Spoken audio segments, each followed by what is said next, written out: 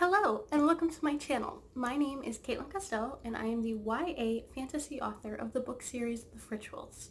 If it's your first time here, please don't forget to hit the little red subscribe button and the bell so you are notified when I post. Today we are meeting up for what I believe, I've been filming a lot, is the third video in the Fantasy Foundation series. Could be number 4 though. And today we're going to be talking about character development. Now, character development can be used for any type of writing. I just wanted to fit it in here because it's pretty important. In fantasy books, a lot of people have either plot-driven books or they have character-driven books. I like to think that my books are more character-driven and the characters' actions push them to do things. That's kind of what the definition is of a character-driven book, is where the character does something and because of that events follow and they have to deal with the repercussions of that. So in that regard, you don't want to have, your reader does not want to read a character that is pretty perfect in every single way. Now what do I mean by that? If my main character, Sally Susie, has perfect hair, is a perfect body type, has no injuries, has absolutely no flaws, your reader can't relate to that.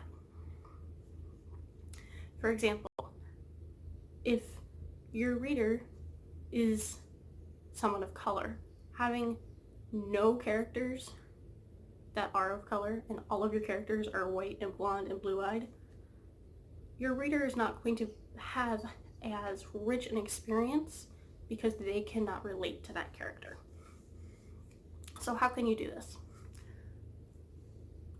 Try to write more diverse characters would be the first thing, which is a very broad thing, and it wasn't what I was expecting to be leading that with today, but it is something that I think is very important because there's not just white people in the world. There's more people than just that. That also goes for writing people that are not just straight. This can be more difficult if it's not something that you are exposed with on a day-to-day basis, if you don't know someone.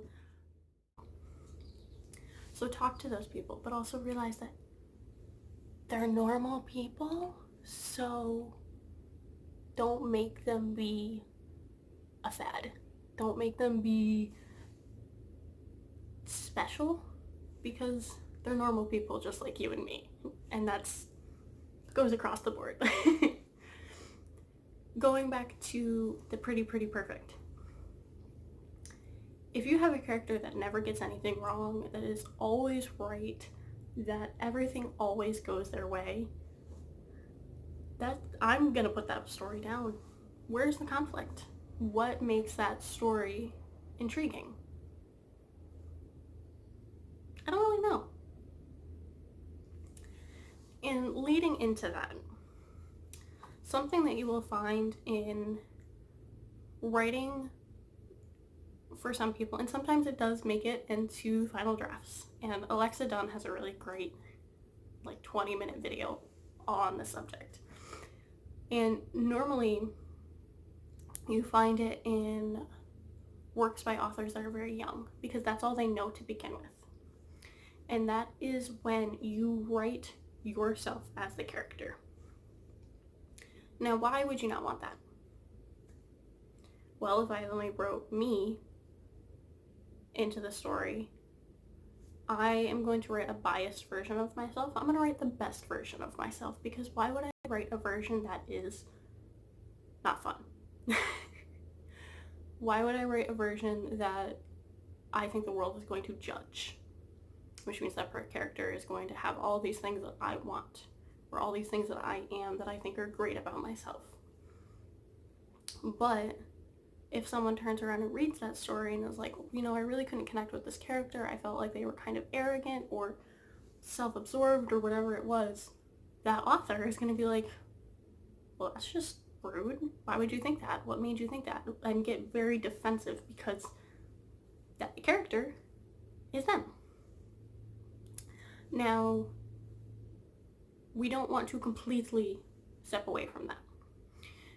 Because you want your character to be relatable and something that you can build, the best way to do that is to take pieces of yourself or of others around you. For example, one of the characters in my series is based on my sister and is based around different parts of her personality, her stubbornness and her tenacity and things like that. But the character is not explicitly my sister. It just has parts of her. And you'll see that where if you know someone and you look at their writing, you'll see little bits of their life, or maybe things that you've told them will show up in the writing. Some other things with creating your character, and what is your character's motivation? Because if your character doesn't have motivation and doesn't have ambition for something, be it something small that they can target onto, or something large, like they want to, let's bring in a book. For example, in Ready Player One, Parzival only knows the VR world as his world because his home life sucks. So he spends all of his time in this because that's what he needs to function and survive.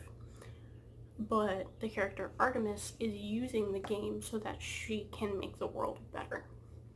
Two very different ways of looking at the game and what they're trying to do with the hunt for the egg, but very specific in what they're doing and their motivations for doing it.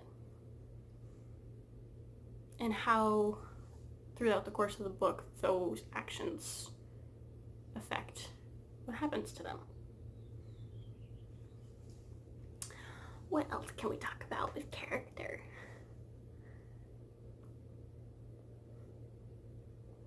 I think that'll be it for today.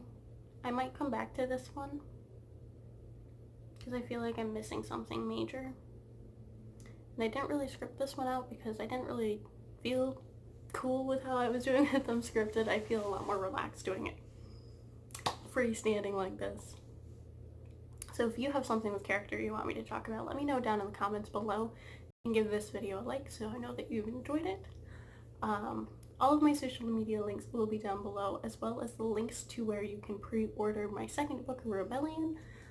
It will be coming out in just a few months, in like 2 months, on August 10th. The Rituals is available on Amazon and my website and some other expanded distribution, and in the next few days it will be going into even more expanded distribution, so you'll be able to get it everywhere. And I think that'll be it for today. Next week we are going to be discussing one of my favorite topics when talking about writing, which is fight scenes. I love writing fight scenes. They are much fun and they're really interesting to break down and look at, because you can have a really great fight scene and then you can have some that you're like, you didn't think that through. But we'll talk about that next week. Like I said, all my social media links will be down below. If you are not already subscribed, my newsletter will be going out in just a few days, so make sure you sign up for that to get some exclusive discounts and things like that. And I will see you very soon with a new video. Alright, bye!